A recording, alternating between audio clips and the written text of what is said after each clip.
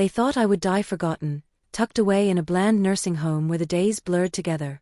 My children hardly visited, my grandson mocked me as the old lady with nothing left, and I believed maybe they were right.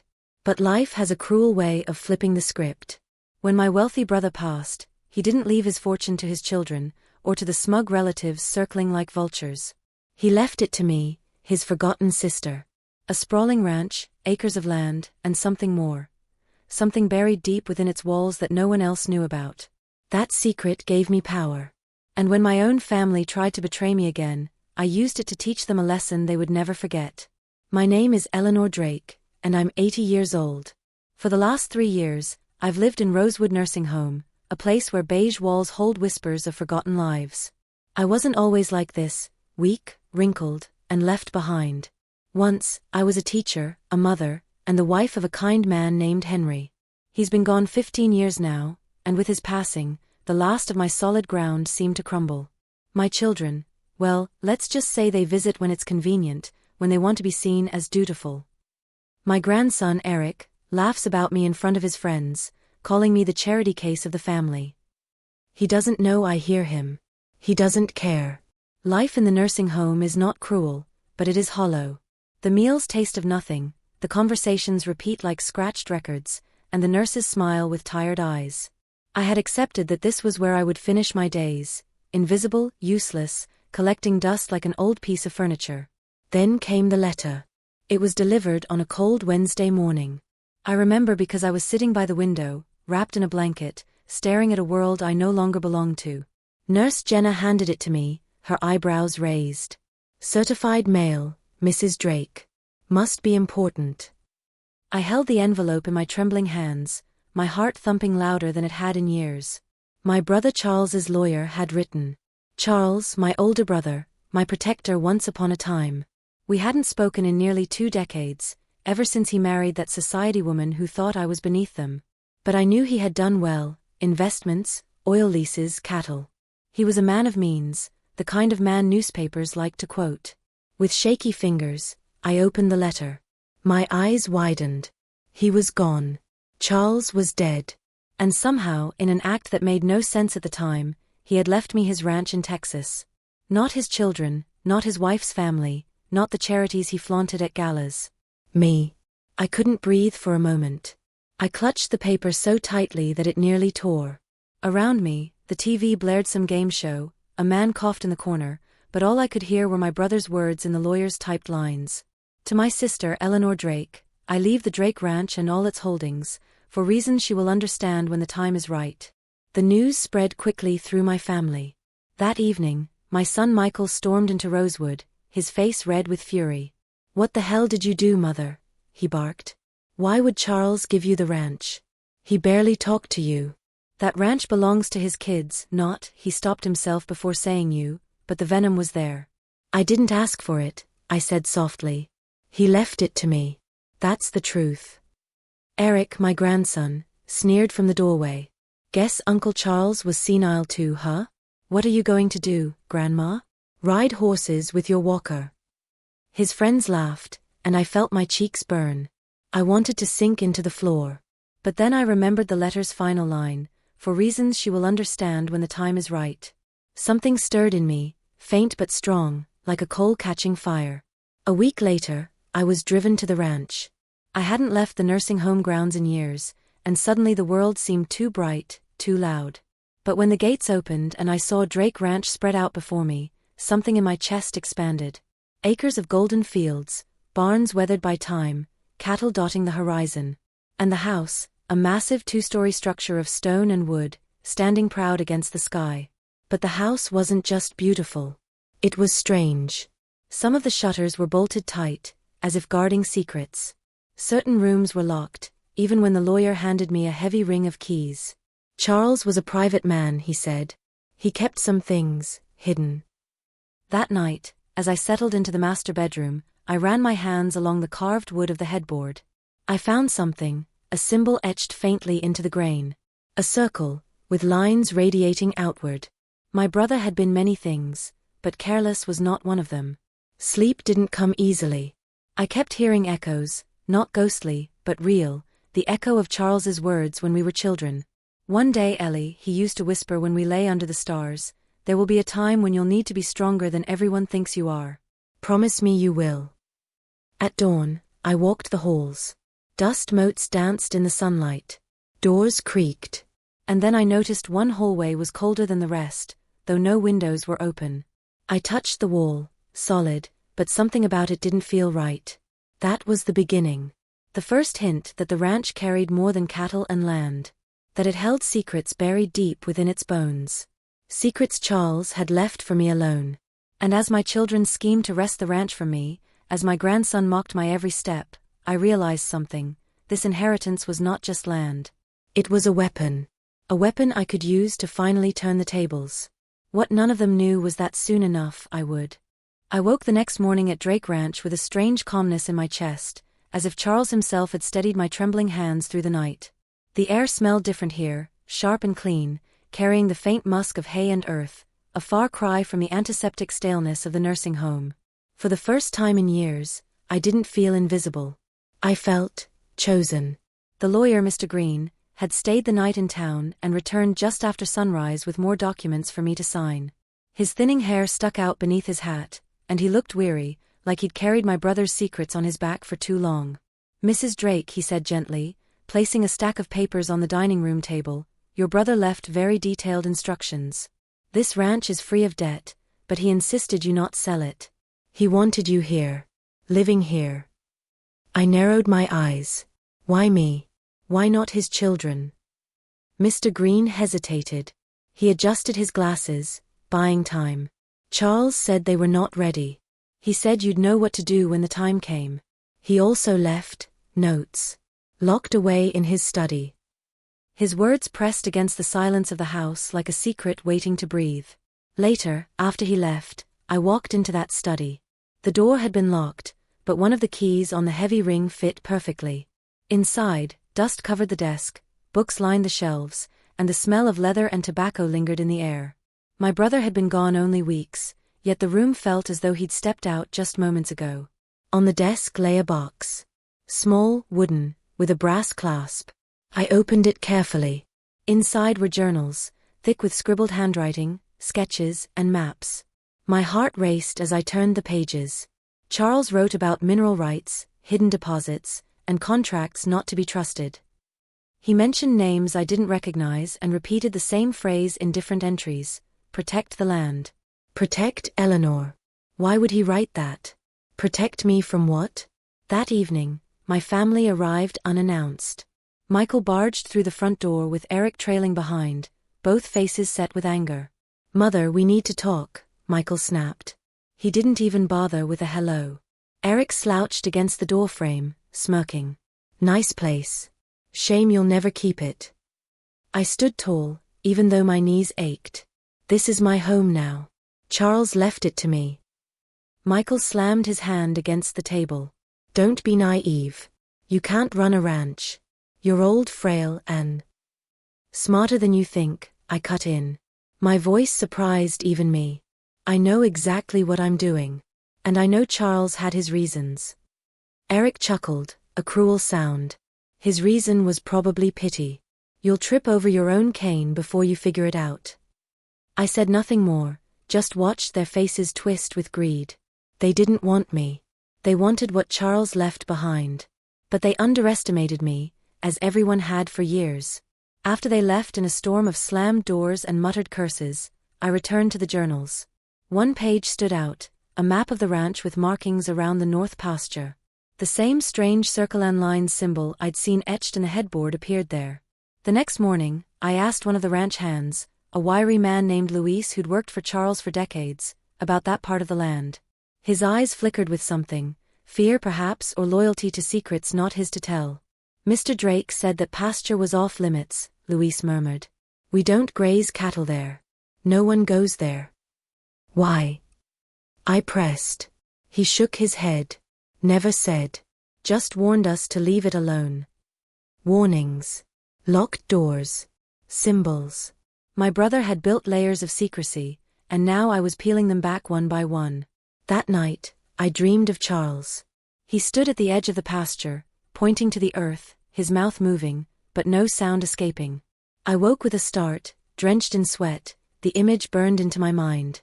By then, the calls had started. Michael phoned me daily, insisting I sign papers to transfer ownership. He tried sweet words, then threats. Eric left voicemails mocking me, telling me I'd die before ever unlocking the ranch's true value. Their greed was naked now, their betrayal complete. But here's the thing about betrayal, it cuts deep, but it also hardens you. Every word they spat only sharpened my resolve. I wasn't just going to hold on to this ranch. I was going to make it the weapon Charles intended it to be. One evening, I returned to the cold hallway I'd noticed before. I ran my hand along the wall, pressing, searching. And then, click. A hidden panel shifted under my fingers. My breath caught. With effort, I pulled it open. Behind it was a narrow staircase, leading down into darkness. I hesitated only a moment before fetching a flashlight. Step by step, I descended, the air growing cooler, the silence pressing harder against my ears.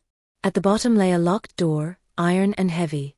On it was carved the same symbol, circle with lines. The key ring in my pocket felt heavier than usual. I tried key after key until one slid in and turned with a grinding sound. The door creaked open. What I saw inside made my knees buckle. It wasn't just a cellar. It was a vault. And inside, the air in that hidden vault was different, older, heavier, filled with the scent of earth and oil and something metallic that clung to my tongue. I lifted my flashlight, the narrow beam slicing through the darkness, and what it revealed made my breath freeze. Rows of metal cabinets lined the stone walls, each labeled with dates that stretched back decades. In the center sat a steel trunk, its surface etched with the same strange symbol. My heart pounded. Charles had built this place for a reason, and he'd wanted only me to find it. I set the flashlight on a crate and knelt beside the trunk. My hands shook as I fumbled with the lock, the same key ring once again saving me. The latch popped open, echoing in the silence like a gunshot. Inside were folders upon folders, thick with contracts, geological surveys, and letters. And then I saw it, proof that the land beneath the north pasture held oil reserves. Not small, not marginal. Massive. Enough to make this ranch worth hundreds of millions. My knees went weak. I sat down hard on a nearby chair, clutching the documents. This wasn't just wealth. This was power. My brother hadn't just left me land, he'd left me the means to control my family's future. But as I kept reading, another layer unfolded. Charles had written warnings in the margins of those contracts. They will come for it. Protect the land. Don't trust them. I knew exactly who they were. My son. My grandson. My own blood. The next morning, I confronted Luis. He'd been with Charles too long not to know something. What's under that pasture? I asked him directly. His jaw tightened. Oil. Charles kept it quiet. He said if the truth got out, the vultures would circle. He didn't trust his own kids. Didn't trust anyone, except you. I stared at him. Why me? Luis shrugged, his weathered face unreadable. Maybe he knew you had nothing left to lose. And people with nothing left to lose, they're the most dangerous. His words lit a fire in my chest. Dangerous. I had spent years being pitted, mocked, discarded. But now? Now I held the kind of secret that could destroy reputations, crush greedy ambitions, and rewrite legacies. My phone rang that afternoon. It was Michael again, voice dripping with impatience. Mother, enough games. Sign the transfer papers. You can't keep this ranch. You'll ruin everything. I smiled, though he couldn't see it. Oh, Michael. You have no idea how right you are. Eric snatched the phone then. Grandma, you're pathetic. You think sitting in that dusty old house makes you powerful? You're nothing. We'll take it all from you, just watch. I hung up on him, calm as still water. Because for the first time in years, I wasn't powerless. They didn't know I had the vault. They didn't know I had the proof. And they didn't know I had already started planning exactly how to use it. That night, I spread the documents across the study desk, candlelight flickering against the pages. My brother's notes weren't just warnings, they were instructions. He had written about loopholes in contracts, about old partners he distrusted, about assets hidden in shell companies. He'd left a roadmap, and now it was mine to follow. The plan formed slowly, but firmly. If Michael and Eric wanted the ranch, they'd get it, but not the way they expected. They would walk into a trap of their own greed, and I would be waiting to close the door. The first step was securing allies. Luis, loyal to Charles's memory, agreed to help me. "I never trusted your son," he muttered. "The boy. Eric, he's worse. They'll bleed this place dry if you let them." "Then we won't let them," I said, surprising myself with the steel in my voice. The second step was bait. I knew my family well, their arrogance, their impatience. All I had to do was whisper just enough to make them believe they could seize the fortune quickly. So the next time Michael called, I let a tremor into my voice. I've been looking through Charles's papers," I said. "There's something about oil. Contracts. But I don't understand it." He went silent for a moment, then his voice returned sharp, greedy.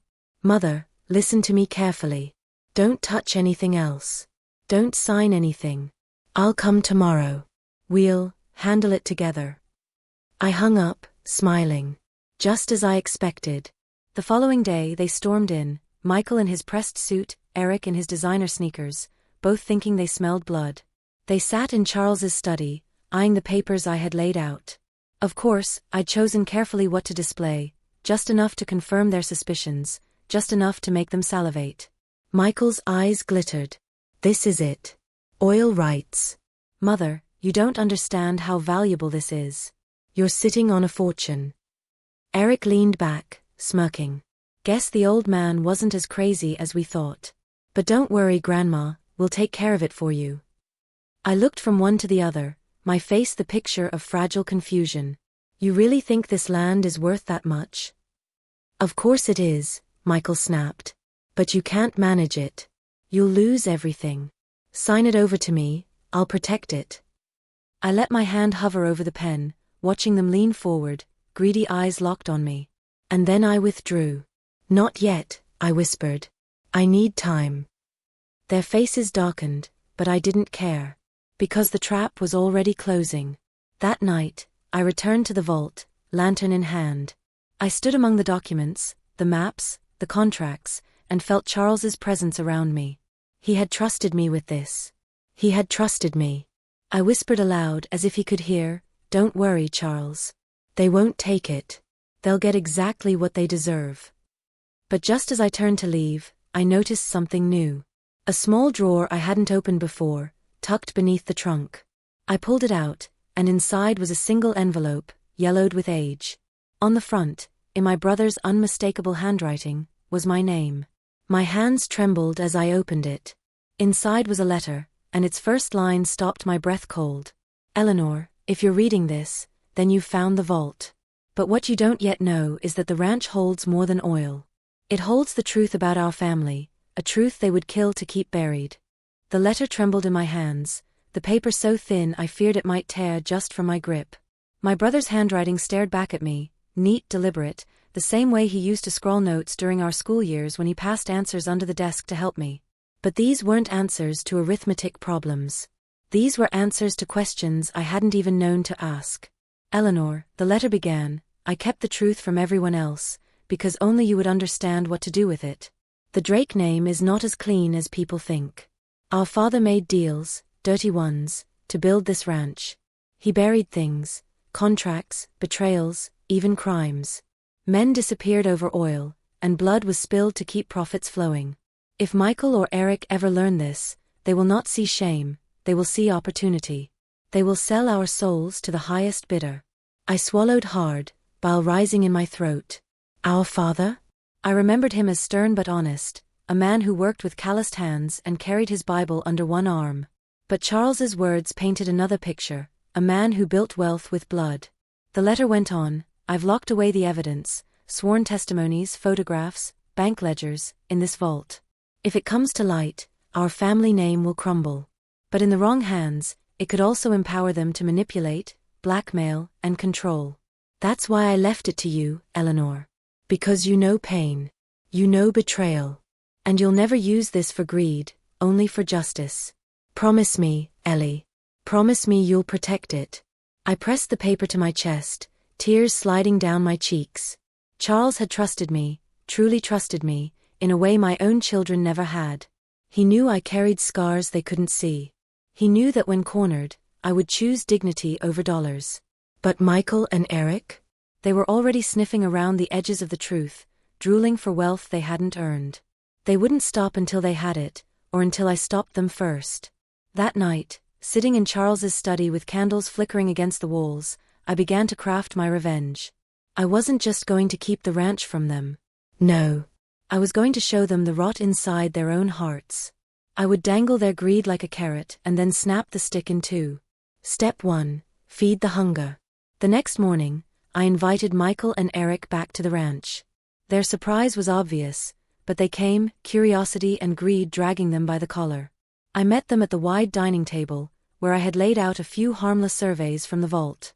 Nothing incriminating, but enough to suggest unimaginable wealth sat beneath our feet. "Mother," Michael said, his voice already dripping with calculation, "this is more than oil. This is generational wealth. If we play this right, we could." "We?" I asked, tilting my head. "Charles left this to me, not you." His jaw tightened. "You're not capable of managing it. You'll lose everything. Let me handle it. I'll cut you in." Eric leaned forward, smirking. "Yeah, Grandma. Why don't you just relax in your rocking chair while we make this ranch worth billions? We'll take care of you." I stared at him, my gaze steady, my voice cool. "You mean you'll take care of yourselves?" They shifted uncomfortably, but I pressed on. "I may be old, but I'm not blind. I know what you're after. But maybe there's a way we can all get what we want." Michael's eyes flickered with greed. "Go on." I leaned back, feigning uncertainty. "There are contracts in Charles's vault. Ones I don't understand. If I showed them to you, would you help me make sense of them?" Hook, line, sinker. They agreed instantly, not realizing I'd chosen carefully which documents to reveal. The ones I gave them were just bait, papers that hinted at value but didn't expose the deeper truths. Meanwhile, I tucked the real secrets, the ledgers, the photographs, the evidence of our father's crimes, safely away. Step 2. Test their loyalty. Over the next week, I watched as Michael and Eric returned again and again, drooling over survey maps, muttering about drilling rights, even whispering about buyers they might approach. They didn't know I listened from the hallway, their voices carrying through the cracked door. "Once she signs the power of attorney, it's ours," Michael whispered. Eric laughed softly. "The old hag doesn't even know what she's sitting on." The words burned, but they also fueled me. They thought I was weak. They thought I was naive. They thought they could bury me with my own brother's land. But they forgot one thing: I had been underestimated my whole life. And I was still here. Step 3. Set the trap. I called them back to the ranch, my voice feigning fragility over the phone. "Boys, I've been thinking. You're right. I can't handle this alone. Maybe it's time I signed over some authority." They arrived within the hour, papers in hand, smugness written across their faces. Michael smoothed the document on the table. "Just a simple power of attorney, Mother. Nothing dangerous. This way we can manage everything for you." I picked up the pen, letting it hover just above the paper. My hand shook, not from fear, but from the weight of the moment. They leaned forward, eyes shining with victory. And then I pulled the pen back. "No," I said quietly. Their faces froze. Michael's voice sharpened. "What do you mean, no?" I met his eyes, calm and cold. "I may be old, but I am not a fool. I know exactly what you want. And you'll never get it." Eric slammed his fist against the table. "You selfish witch. Do you know what you're throwing away?" "Yes," I said, my voice steady. "I'm throwing away you." The silence that followed was heavy, dangerous. I could see it in their eyes. They wouldn't stop. They would try again. They would push harder. But that was exactly what I wanted. Because step 4 was already in motion, exposing them for who they truly were. As they stormed out, shouting threats and curses, I reached into my pocket and touched the small recorder I had hidden beneath my shawl. Every word they'd spoken, every insult, every threat, captured. And soon, the world would hear it. But even that was just the beginning. Because Charles hadn't left me a ranch to hide in. He'd left me a stage to fight on. And my fight was far from over. That night, as I tucked the recorder into the vault alongside the other evidence, I whispered again to my brother's memory, "Don't worry, Charles. Tomorrow, they'll learn what it feels like to be betrayed." The next morning, the ranch was unusually still. Even the cattle seemed to sense something was brewing, their low bellows echoing across the fields like a warning. I woke early, slipping into a plain dress and shawl, my hair tied neatly the way Henry used to like it. Today was not for vanity. Today was for battle. I had spent the night arranging everything. Copies of Charles's ledgers, the contracts, the recordings of Michael and Eric, all carefully organized into folders. One set I sent anonymously to a journalist in Dallas who had once exposed oil scandals in the state. Another I prepared for the sheriff. And the last, the most damning, I kept for myself. By noon, Michael and Eric returned, still furious from our last encounter but too greedy to stay away. They marched into the study, expecting me to cave. "Mother," Michael snapped, tossing his coat onto a chair, "this is your last chance. Sign the papers, or what?" I interrupted, my voice sharp as a whip. "You'll steal from me? Betray me again? Or maybe you'll do what your grandfather did, bury the truth in someone else's grave." They froze. "What are you talking about?" Michael demanded. I leaned forward, sliding one of Charles's old photographs across the table. In it, our father stood with two men, faces grim, standing over freshly dug earth. The implication was clear. "Your grandfather was no saint," I said.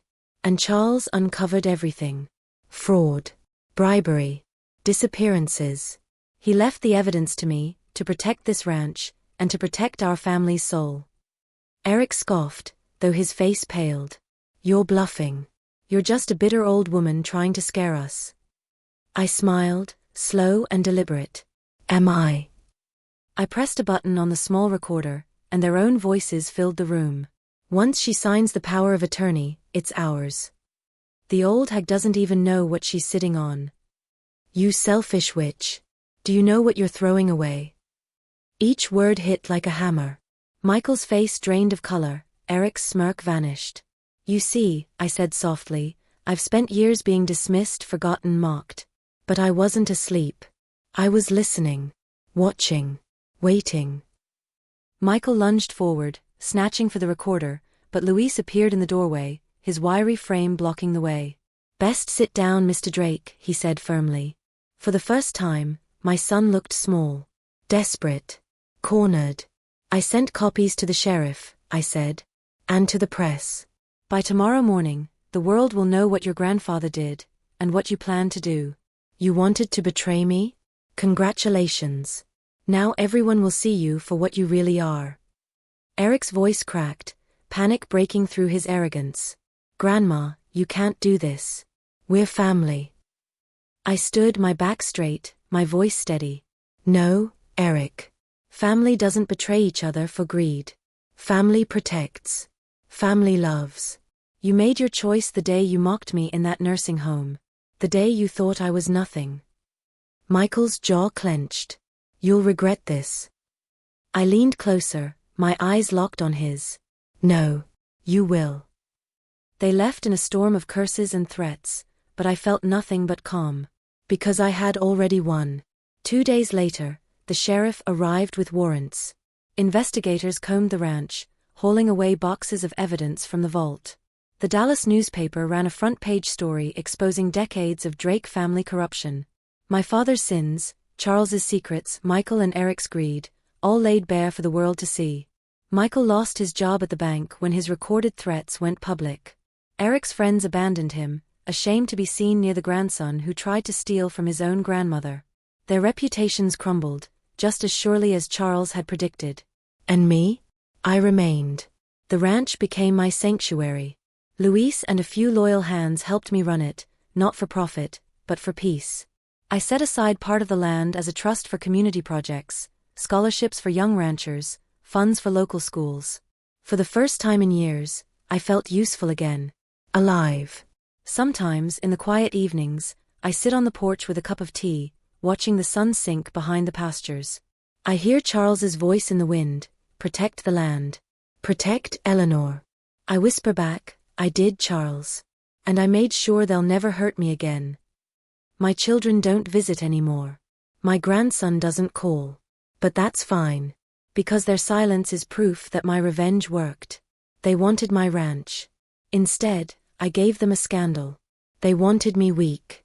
Instead, I showed them I was stronger than they ever imagined. In the end, I learned something. Betrayal cuts deep, but revenge carves the wound into a warning. A warning they'll carry for the rest of their lives. And as for me, I'm no longer the forgotten old woman in the nursing home. I'm Eleanor Drake, mistress of the ranch, keeper of its secrets, and the woman who turned betrayal into power.